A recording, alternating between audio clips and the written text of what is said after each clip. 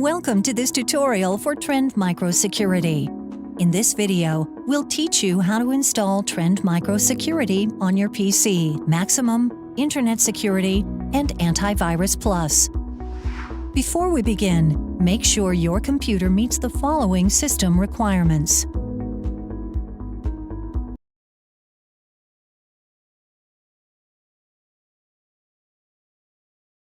There are a couple of ways to install a copy of Trend Micro Security. You can use the download link included on the card in your package, or download the installation package or a full version from the following website. Once you've downloaded the product, double-click the Installation or Setup package.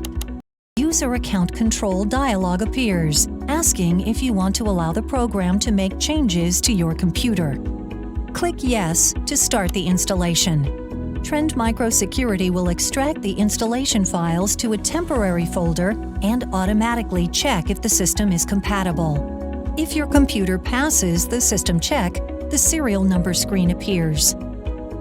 Enter the serial number provided by Trend Micro in your retail box or in your confirmation email and click Next.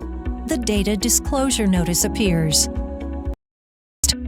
The License Agreement appears. In this screen, you can read the terms and conditions of the license agreement and set the location and language for the installation.